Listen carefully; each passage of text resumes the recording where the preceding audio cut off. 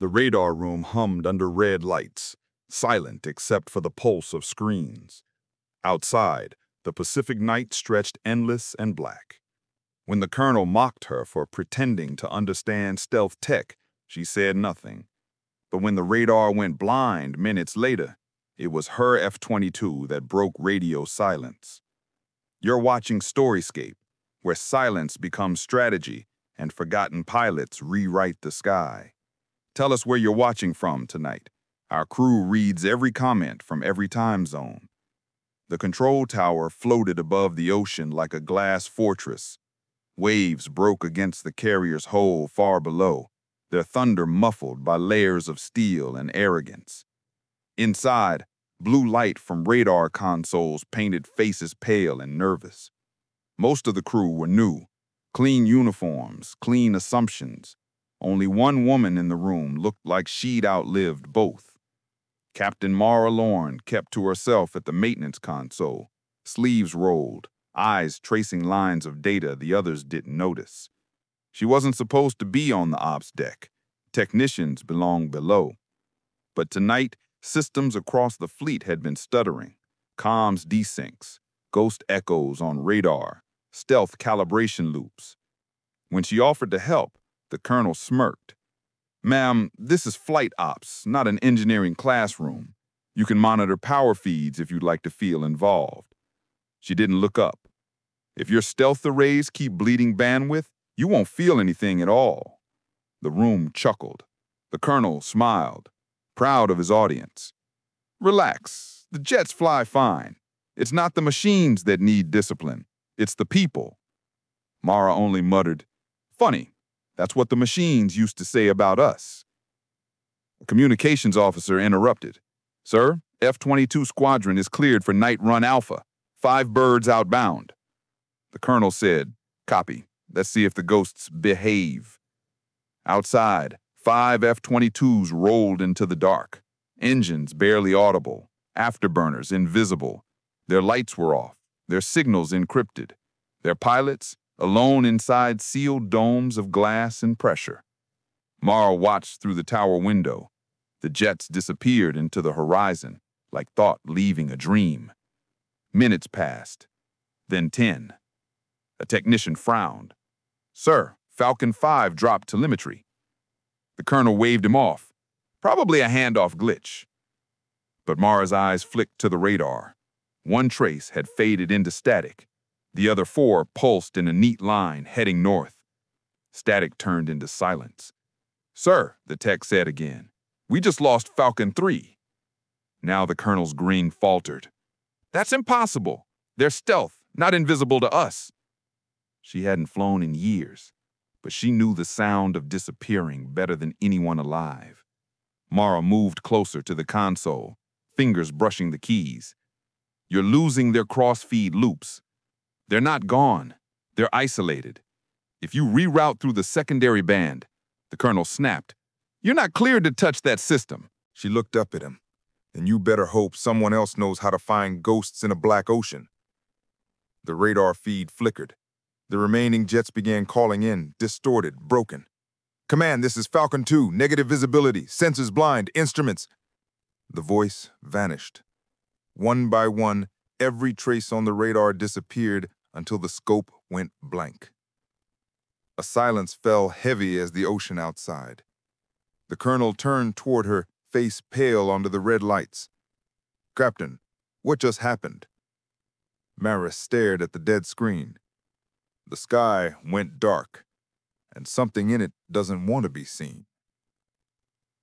Then a new signal pulsed on the radar, faint, low, impossible. Not one of theirs. A single code line flashed across every console. Ghost Falcon, active. The Pacific sky looked clean on the radar, but above the clouds it was chaos. Falcon Squadron flew blind, their sensors caught in a shimmering static that wasn't weather. Inside Falcon 2, Captain Reeves banged the gloved fist against his console. "Command, this is Falcon 2. Systems interference, no visual on lead. Repeat, Falcon 1 not responding." Only silence answered. Out there, silence was worse than enemy fire. Back on the carrier, The control tower glowed like a heartbeat in the dark. Technicians whispered across stations, trying to resurrect signals that refused to exist. Every radar sweep returned snow, brilliant, meaningless noise. Colonel Anders loomed behind them, jaw tight. "Run a full systems diagnostic, now!" "We already did, sir. It's not us, it's external." Mara's voice cut through the noise. "No, it's between you. Something's jamming the feedback loop, not broadcasting at all. It's folding the signals inward." He glared at her. "You're a maintenance tech, not an analyst." She met his stare. "Then explain why the only frequency still alive is the one you didn't assign." He looked down at the main console. A single line pulsed in the static. "Ghost Falcon, active." "That's impossible," he said under his breath. "That call sign was retired." "No call sign ever really dies. It just waits to be heard again." Far above them, the storm spread like ink across glass. Reeves caught a flicker on his display, something moving without a transponder, trailing faint contrails that bent light instead of reflecting it. He reached for the comm switch. "Falcon 2 to command, I have visual on..." The cockpit lights dimmed. His HUD rebooted in black and white, displaying coordinates that didn't match any known grid. Then a voice filled his headset, low, female, calm. "Falcon 2, hold your vector." He froze. "Who the hell is this?" "Ghost Falcon," the voice replied. "Follow my lead." In the tower, Mara's fingers flew over the console, rerouting data streams through outdated subchannels. The radar screen pulsed once, then again, and finally drew a faint track across the ocean. "There," she whispered. "She's flying in manual stealth override." Anders frowned. "Who?" "The signal calling itself Ghost Falcon." He leaned closer. "That aircraft doesn't exist." "Neither does what's about to hit them," she said. She widened the radar scope.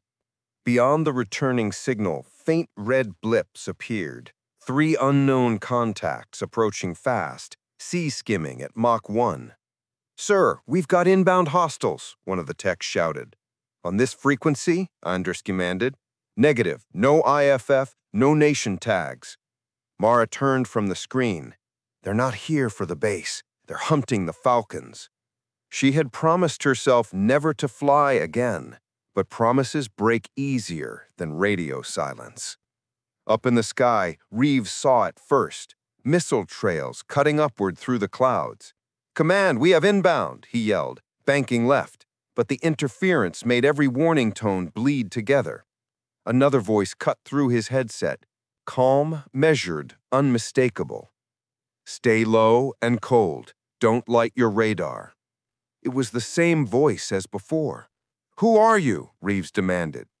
"Someone who knows how to disappear." He hesitated, then obeyed. His jet dropped to wave-top level, condensation exploding off the wings. The missile streaked past above, detonating harmlessly. He caught a glimpse then, a glimmer of shape, like heat over water. Something flying just ahead of him, bending moonlight. On the carrier, Anders gripped the console. "What's happening out there?" Mara's eyes tracked the faint line dancing through the radar haze. "Your squadron's following a ghost, and right now, it's saving their lives." The room fell quiet. The red blips, enemy signatures, blinked out one by one. Anders swallowed. "Are you saying she's engaging them?" Mara didn't answer. She was staring at the signal. The flight pattern was familiar, too deliberate, too human. He stepped closer. "You know that pilot?" She nodded once. Knew, past tense. Suddenly the speakers crackled. Static twisted into a single transmission. Female, composed, impossible. "Command, this is Ghost Falcon. Threat neutralized. Recommend you start believing your instruments." Everyone froze. The colonel's face drained of color. He whispered, "That voice, she died 3 years ago." For a long moment, no one spoke.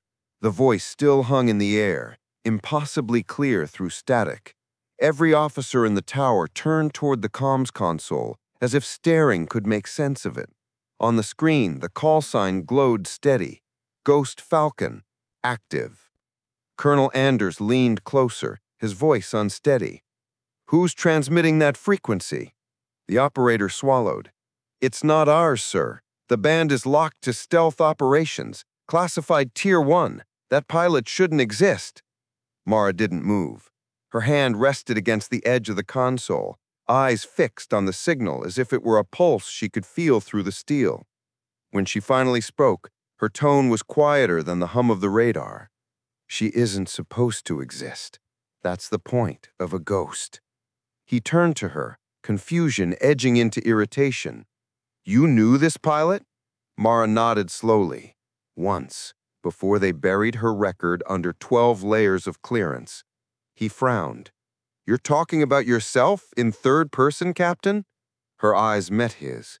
"I'm talking about a mistake the Air Force tried to forget." Out over the Pacific, the sky was restless again. The remaining Falcons regrouped, their sensors still unreliable. Reeves checked his scope and found nothing but flickering shadows. "Command, confirming visual on..." He stopped.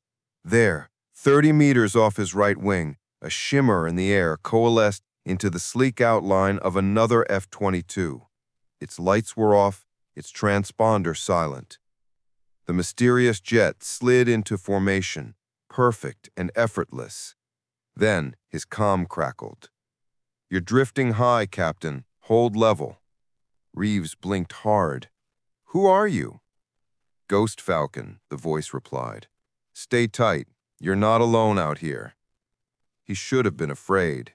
Instead, he felt the strange calm that comes when someone else is already carrying the weight. Inside the tower, Anders paced. "If that's truly an F-22, I want a visual confirmation now." The techs adjusted the external cameras, cycling through feeds of endless black. Nothing. "She's not broadcasting a reflection," Mara said. "She's running silent mode manually. Every system off except thrust and fire control. That's suicide at this altitude." Anders crossed his arms. "Then how is she staying airborne?" Mara's eyes softened. "She doesn't fly the jet. She listens to it. Every vibration, every shift in pressure. She could land blind in a thunderstorm if the plane whispered to her." He stared at her, realization dawning like cold light. "You're talking about your own protocol. The one they banned after the accident." "Yes, the interface sync. It nearly killed me. And yet here she is?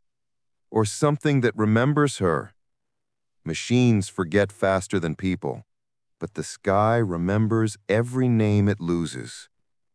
Reeves followed the ghost jet north, clouds parting in silver streaks beneath them. The sea below was black glass. Above, stars shivered in thin air. "Falcon lead to unknown contact. Identify yourself." He tried again. Silence. Then, the faint click of an open channel. "Hold formation," the woman's voice said. "Hostile radar is active again. 3 interceptors inbound, bearing 220. They don't see you yet." He scanned his display. Nothing. The interference was total. "How do you know?" "Because I've been hunted before." He didn't argue. The squadron tightened formation, and then the sky broke open. 3 missiles flaring to life below the horizon. "Break left," the voice ordered. "Countermeasures on my mark. 3, 2, mark." Reeves flipped the switch. His jet spat chaff into the dark, a spray of burning metal that turned the air into fireflies. The missiles curved, confused, and vanished into the sea. He exhaled hard. "Whoever you are, thank you." The reply came softer this time. "Don't thank me yet. The real storm hasn't started." On the carrier, the radar board exploded with movement. 3 enemy signatures gone, but new ones forming further east. Mara's fingers tightened around her headset. "They're probing us. Whoever's commanding those interceptors knows we can't see them unless she's guiding." Anders hesitated. Then what happens when she stops transmitting? Mara looked at him. We lose everything. The colonel stared at the display, then at her. Tell me the truth. Is that you in the air? She smiled faintly, the kind of smile that hides an ache. If I were, would you order me down? I'd court-martial you, he said automatically. Then it's a good thing ghosts don't stand trial. He turned away, jaw tightening, but the truth sat heavy between them. Every movement on the radar, every calculated maneuver, mirrored her old flight logs, the ones marked classified, decommissioned, fatal incident unresolved. The storm front rolled in without warning. Lightning crawled across the ocean, illuminating the clouds from within like veins of molten light. The sound came a moment later, deep, endless, resonant, the kind of thunder that feels personal. Reeves' canopy flashed white, and the ghost jet vanished into glare.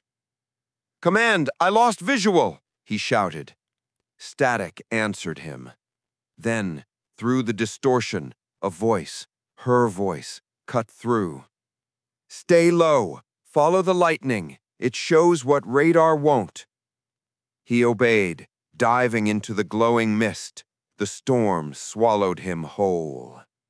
Back on the carrier, every screen went black, except one. In the static, a final transmission scrolled in slow, deliberate text. Ghost Falcon, manual link request, pilot ID, Lorne, M. The colonel turned toward Mara. She was already reaching for the headset.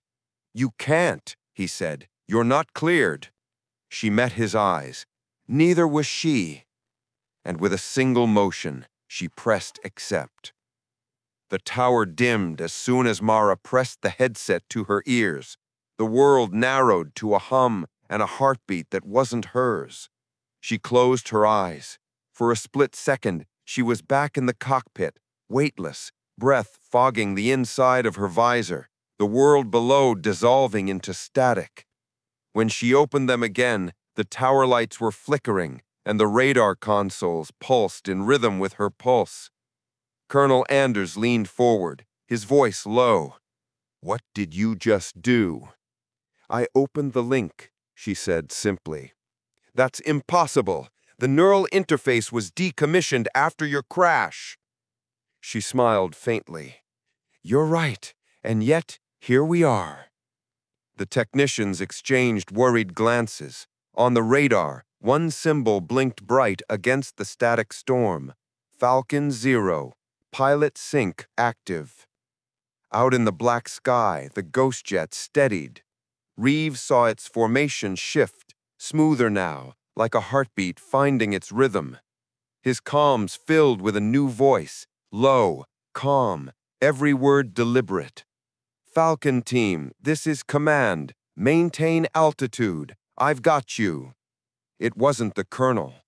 Reeves recognized the tone immediately, the same voice that had saved them minutes before, now clearer, sharper, alive. "Mara?" he whispered. Her answer was a steady exhale through static. "Let's finish this." Below deck, the carrier's power grid spiked. Engineers shouted about feedback loops and current surges, but Anders ignored them. His eyes were locked on Mara. She stood motionless, connected to a system that should not have existed, her body swaying with invisible turbulence. "What's she seeing on there?" one tech asked. Anders watched her fingers twitch, her breathing sync with the radar pulse. "Everything," he said quietly. "She's back in the sky." The console screens shifted from data to perspective. Suddenly, the main display wasn't radar anymore. It was a view from high above the storm. Streaks of cloud illuminated by lightning, the ocean a silver scar below. Everyone in the room froze. "Is that live feed?" Mara's lips moved, her voice distant. "Manual relay, neural channel. You're seeing what she sees." Anders stepped closer. "Who's she?" Mara whispered. "The jet. Falcon 0. In the sky, the storm finally broke open. Rain hammered the fuselage. Thunder rolled like artillery. Reeves could barely keep level, his instruments fighting themselves. Then her voice came again, calm, absolute. "Left 3 degrees. Drop altitude 200. He obeyed instantly. "Flares, now." He released them.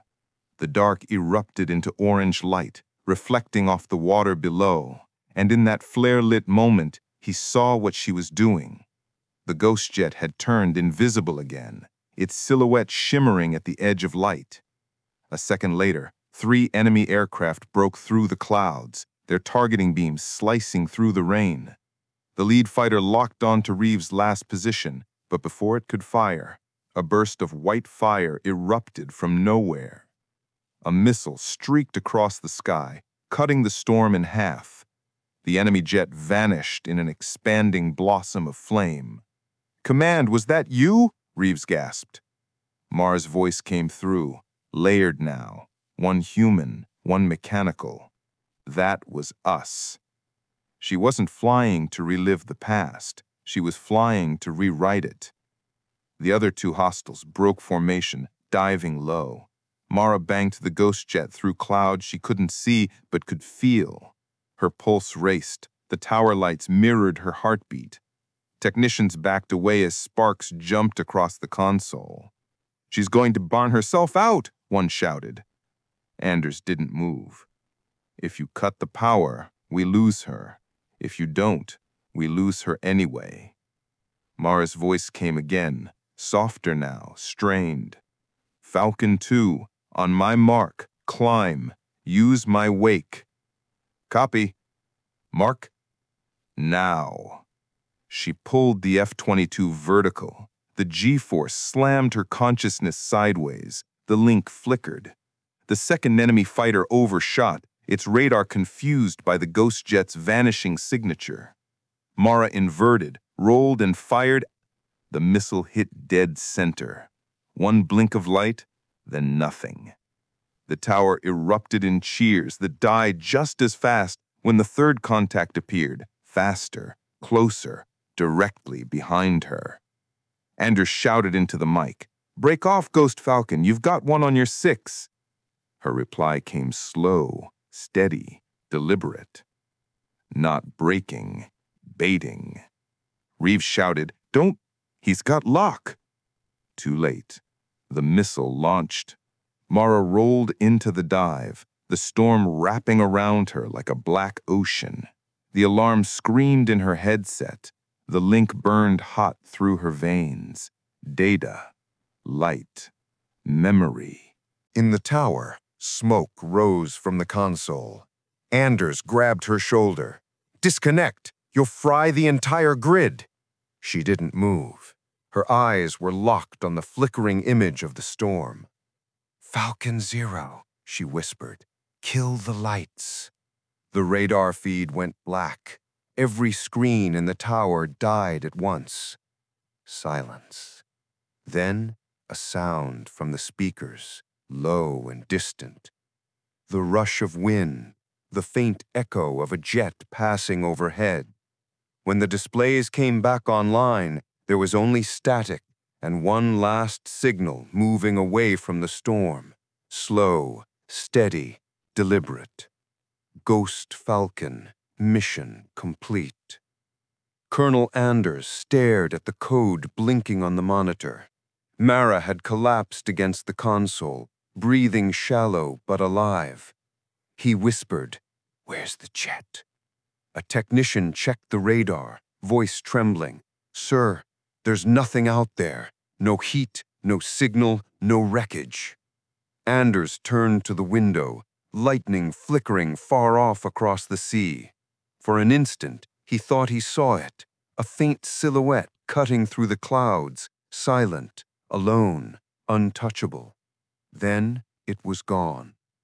The storm moved east by dawn. The carrier deck gleamed under washed light. waves breaking calm against the hull. The tower smelled of burnt circuitry and adrenaline. Crews worked in silence, swapping out fried relays, wiping smoke from monitors that still whispered static. Colonel Anders stood at the glass, coffee cooling in his hand, eyes fixed on the horizon where the night had swallowed the ghost. Behind him, the tech spoke in clipped tones. Every word sounded smaller than the space they occupied. The link burned through 3 subsystems. No trace on radar since 0500.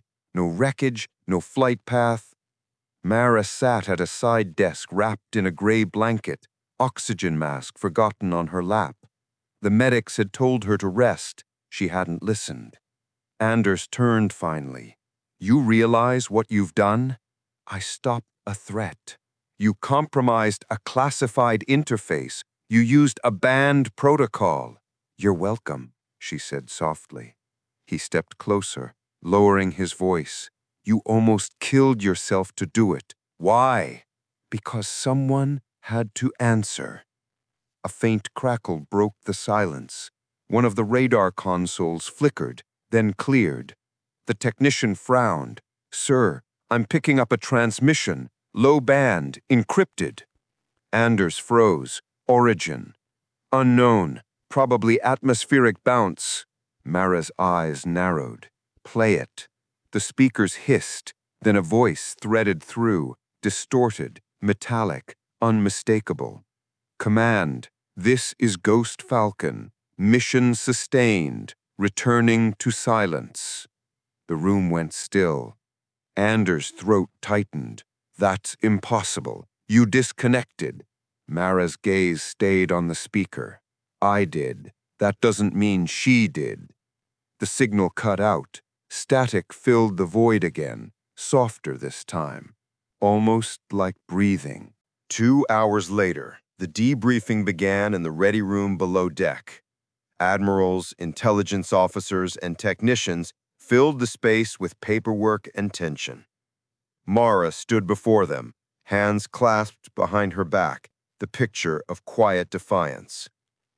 "Captain Lorne," the lead investigator began, "records show your neural signature synchronized with a non-existent aircraft. Explain how that's possible." Mara met his gaze. "Because the jet didn't forget me." A murmur rippled through the room. Someone scoffed. The admiral leaned forward. "Are you implying the F-22 maintained consciousness?" She shook her head. "No, it maintained a memory." Anders spoke up from the corner. "Her interface pattern could have been stored in the onboard AI core from her crash. The system might have rebooted mid-mission and imprinted her signal again." The admiral frowned. "You're saying the jet called her back?" Anders hesitated. "Or she never really left?" "They thought she linked to the machine, but it was the machine that linked to her." After the session, Anders found her on the deck, the ocean stretching endless around them.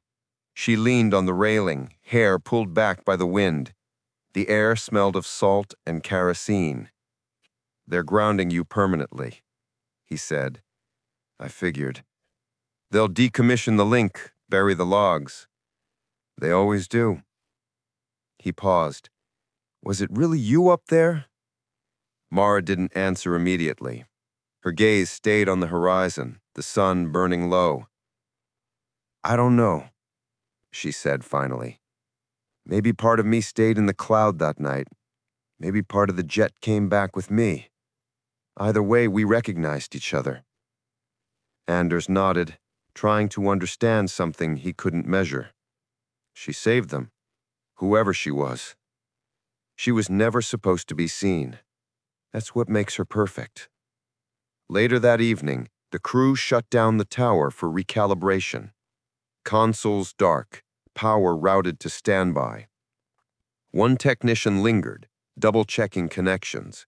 When he turned to leave, the main monitor blinked once, a single pulse, a faint call sign. "Ghost Falcon, standby." He stared for a long moment before the light faded. Out over the horizon, the sun dipped into the sea. For a breath of time, a shadow crossed the clouds, sleek, silent, sharp as memory. No lights, no trail, no sound, just motion, vanishing into dusk. Mara looked up from the deck, eyes half closed against the glare. She didn't smile this time. She only whispered, "Still watching, aren't you?" And the wind answered with the faintest hum, like turbines far above, circling home. Night returned without thunder. The Pacific stretched endless, dark and calm. The deck lights of the carrier burned soft against the wind, their reflections trembling over the waves. Everything was still, the kind of stillness that feels like the world is holding its breath. Mara walked alone along the flight line, the same stretch of steel where she'd once sworn never to fly again. Crewmen passed in silence, giving her space. She looked smaller out here, a single figure against the vast machinery of war, but her steps were measured, steady. The air smelled of salt and jet fuel. Somewhere far off, an engine tested, low and deliberate, a mechanical heartbeat hiding under the hum of the sea. She stopped beside the maintenance bay. The door was half open, light spilling out in narrow gold lines. Inside, an F-22 sat quiet, canopy open, nose angled toward the dawn.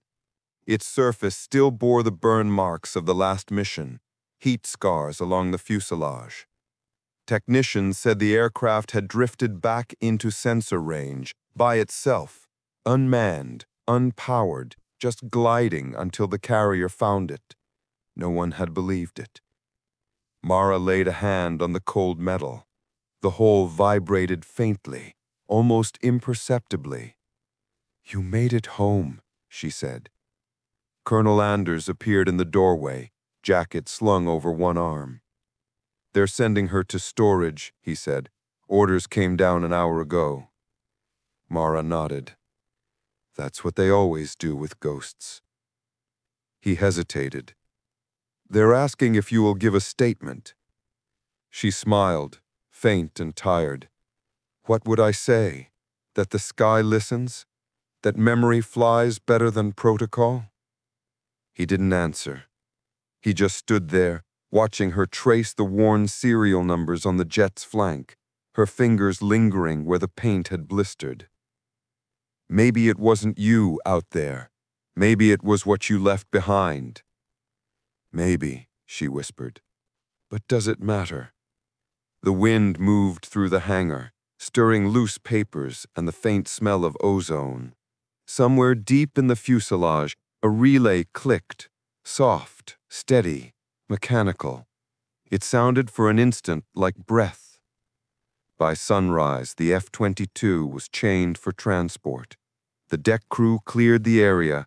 The ocean turned from black to steel blue. Mara stood on the edge of the carrier, wind tearing at her hair, eyes fixed on the horizon. The last light of dawn flashed across the canopy glass and scattered. For a heartbeat, it looked like the jet winked. She turned away. "Rest easy," she murmured. The carrier faded into distance, its deck empty except for the single gray jet under pale morning light. Foam rolled beneath the hull. Above it all, the sky glowed faintly, streaked with thin trails that led nowhere. For a long moment, the horizon held its silence. Then, faint and far, the sound of turbines rose once more, drifting out over the sea like a secret the sky refused to keep.